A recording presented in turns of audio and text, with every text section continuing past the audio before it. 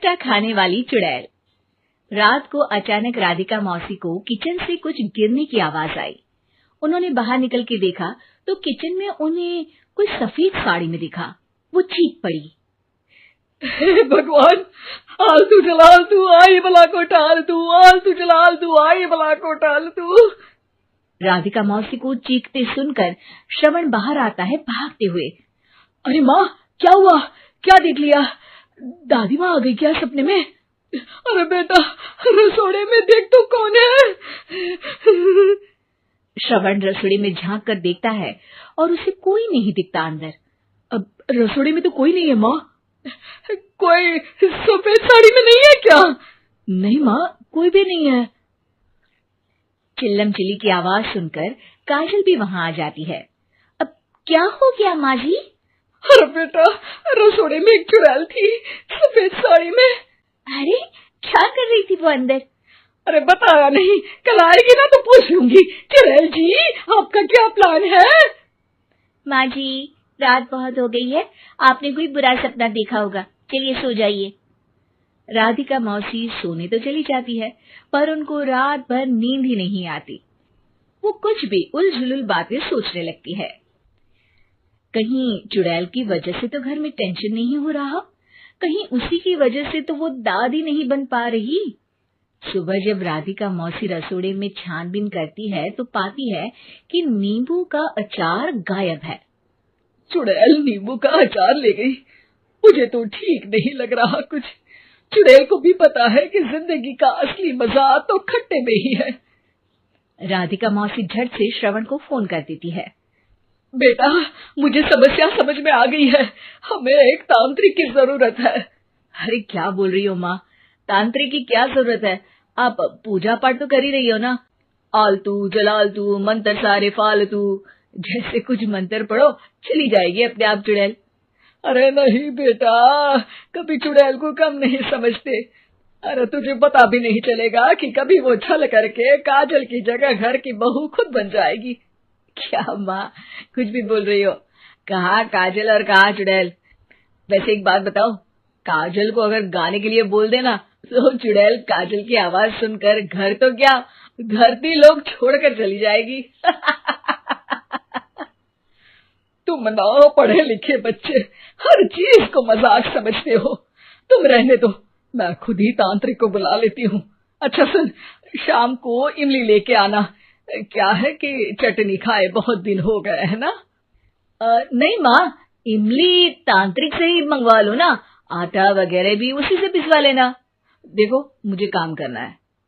श्रवण रात को कई तरह की सब्जियों के साथ माँ के कहने पे चटनी के लिए इमली भी ले आया था, लेकिन राधिका मौसी के दिमाग में अलग ही फिल्म चल रही थी। उन्हें अब सिर्फ शक ही नहीं यकीन होने लगा था कि शायद चुड़ैल ने श्रवण पर अपना जाल बिछा दिया था, जिस वजह से श्रवण उनकी बात ही नहीं मान रहा था। पर कोई नहीं, आने वाली रात में राधिका मौसी खुद तैयार हो गई चुड़ैल को पकड़ने के लिए। रुद्राक्ष की माला, तुलसी का पत्ता, हनुमान चालीसा सब हाथ के पास ही था, बस चुड़ैल का इंतजार था। और जैसा राधिका मौसी ने सोचा था वैसा ही हुआ। वो चुड़ैल उस रात भी आई, पर वो राधिका मौसी से तेज निकली और राधिका मौसी के उससे पकड़ने के पहले ही वो भाग खड़ी हुई। जरूर बहू पे साया है उस चुड़ैल का, तभी तो श्रवण के कमरे में गई है। और अगली सुबह राधिका मौसी पिछली रात हुए हमले में किन चीजों का नुकसान हुआ उसका हिसाब लगा रही थी। उनके खेमे से एक आम के अचार की शीशी भी गायब हो चुकी थी और वो इमली भी जो कल श्रवण लेकर आया था। राधिका मौसी इस बारे में सोच ही रही थी कि श्रवण जल्दी से रसोड़े में आकर दवाइयों की पोटली ढूंढने लगता है। अरे बेटा, क्या हो गया? अब माँ, वो काजल की तबीयत खराब है, बहुत घबराहट हो रही है उसे। हे भगवान, मैंने पहले ही कहा था कि तांत्रिक को बुला लेते हैं, पर नहीं, अब देखो उस चुड़ैल ने काजल को अपने वश में करना शुरू भी कर दिया है। हालांकि श्रवण भूतों में विश्वास नहीं करता था, पर अब वो भी डर जाता है और राजी हो जाता है एक तांत्रिक को बुलाने के लिए। कुछ ही घंटों में तांत्रिक आ जाते हैं और राधिका मौसी तांत्रिक जी को सब बता देती है। घोर संकट, घनघोर संकट, चुड़ैल को मारू जोर ठाकट, ओम भट स्वाहा खटखा के आहा। अरे ये क्या मंत्र है? मेरे खुद के ओरिजिनल मंत्र है, कल रात को ही लिखे हैं, अच्छे लगे तो दाद चाहूंगा। एक और मंत्र सुनो। अर्ज किया है आब्राकडाब्रा दिल्ली बम्बई आगरा, चंदा मामा सोरले सुरन मामू जारा। ये मंत्र है? अरे कोई 40 वालीसा पढ़ो ना। वक्त कम है, 40 नहीं पड़ेंगे, 20-25 में काम चलाना पड़ेगा। अलग निरंजन जाके लंदन, मुफ्त का मंजान घिस मेरे नंदन। अरे जल्दी करो तांत्रिक जी, जल्दी करो। तांत्रिक अपने उल झलूल मंत्र पढ़ने लगता है। श्रवण को तांत्रिक पे शक होता है। वो अपने एक डॉक्टर दोस्त को कॉल कर देता है ताकि कोई अनहोनी हो तो इमरजेंसी में चीजें मैनेज हो जाए। तांत्रिक धुनी रमाता है, जिसकी वजह से कमरे में काफी धुआं हो जाता है और जिसकी वजह से बहू की घबराहट बढ़ जाती है। अब भागेगी चुड़ैल। हाँ। बहू खांसते हुए धुएं से बचने के लिए बाहर चली जाती है। अरे भाग रही है, भाग रही है। पीछे पीछे श्रवण भी जाता है। बहू एक सोफे पर बैठ जाती है। तभी डॉक्टर दोस्त आ जाते हैं और श्रवण को पानी लाने के लिए कहते हैं। थोड़े चेकअप के बाद डॉक्टर कहते हैं, मेरे हिसाब से जाप का काम पूरा हो गया है। क्या मतलब?